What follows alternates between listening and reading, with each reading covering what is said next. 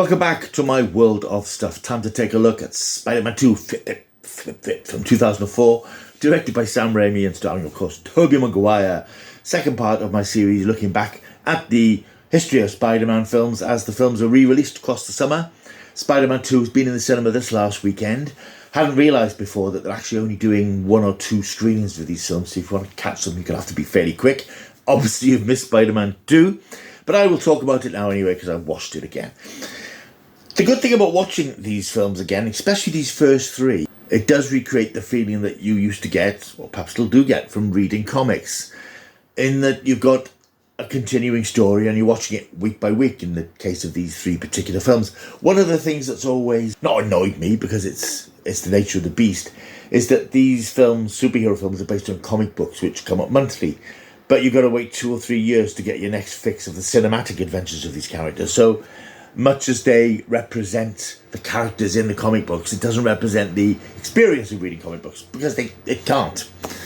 However, watching these 3 Spider-Man films, and I'll come to Spider-Man 3 at the end of this review, it does recreate that feeling, because I saw Spider-Man last weekend, I've seen Spider-Man 2 this weekend, and of course the narrative of it sort of follows on from the original Spider-Man film, albeit set a couple of years later.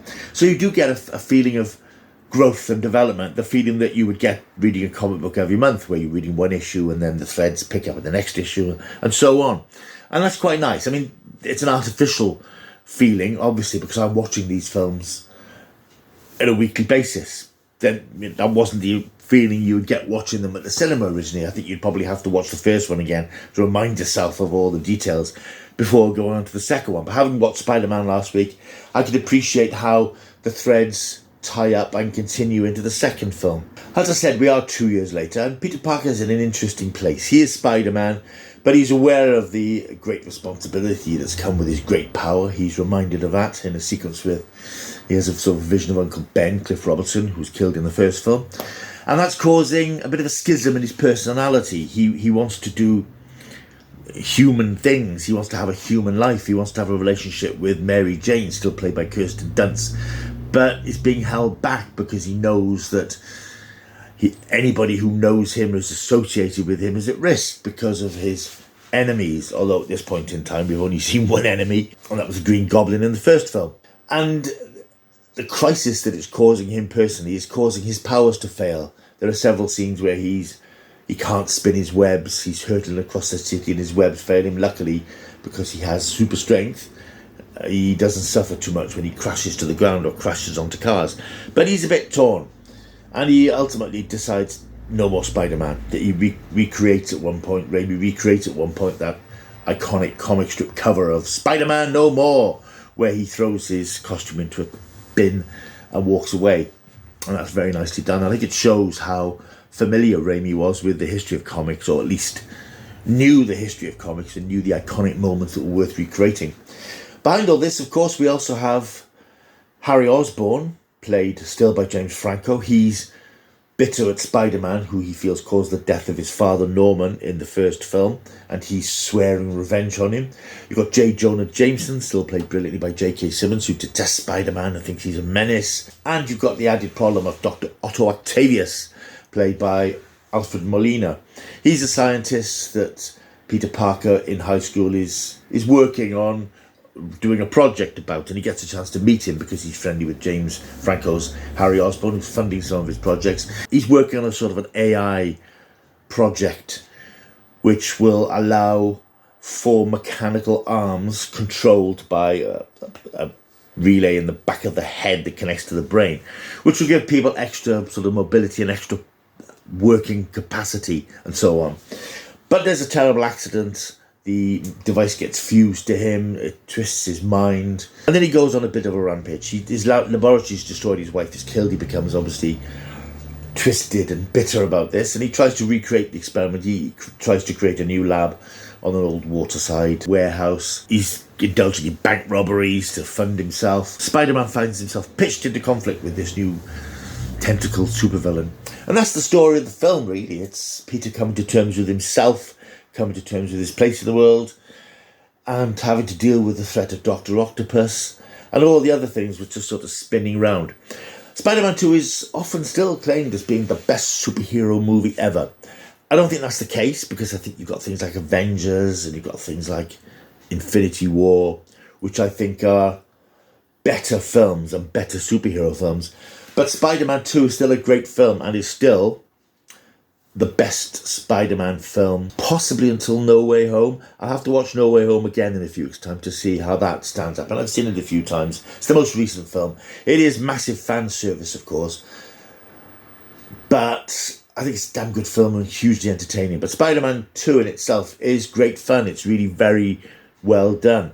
Tobey Maguire, again, as Peter Parker, has that geek look about him, that reticence. He won't say what he wants to say to people, particularly to Mary Jane, who's reaching out and she wants to be with him, but he can't commit, he won't commit. At one point he says he wants to, and then he realises that he can't, and there's that sort of battle there that he's got between his superpowered self and his human self, and trying to reconcile the two. And I think he handles that very well, and he's very good at that. The rest of the cast are extremely good, because it is the same cast as the first film.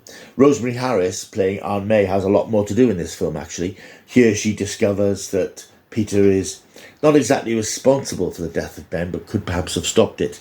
And that is a sort of a major point between the two of them, which I think is glossed over slightly, because she seems at first pulls away from him, and then she forgives him the next time we see her. Also, she's involved in a couple of action scenes, particularly one of them where Doctor Octopus sort of snatches her and climbs up the sides of buildings and then drops her, and she falls and she's hanging onto the side of buildings. And you're thinking, yeah, in real life, a woman in her 70s is going to have a massive heart attack. She's not going to survive something like that. But it's just comic book stuff, so you sort of go with it. But it is a very good film. It's a fine film. Again, I'm going to have to say, as I always do about retro films, the effects are very good. I think the Spider-Man swinging scenes have a heft to them they didn't have the first time. He looks slightly less rubbery. And there are scenes with him fighting Doctor Octopus where it's clearly CGI characters, especially that iconic scene on the train, which is terrific, by the way. It's very clear in certain places that these are CGI figures, and they've tried to overlay the face of Doctor Octopus or Alpha Molina over him. But it is very much quite cartoonish, because it's, it is CGI, and they're doing things that the human body can't do, as I think I said in the last review, or the Fantastic Four review. When you're making the human body do things it can't do, it's going to look, even now I think with the special effects we have these days, there's still an artificiality to it. But I think, bearing in mind this is 2004, it still looks really, really good. Of course, the train sequence is fantastic. It is a fantastic fight aboard the train. Then the scene with Spider-Man hanging onto the front of the train, using his webbing to try and secure the train to stop it crashing off the tracks. It's really very well done.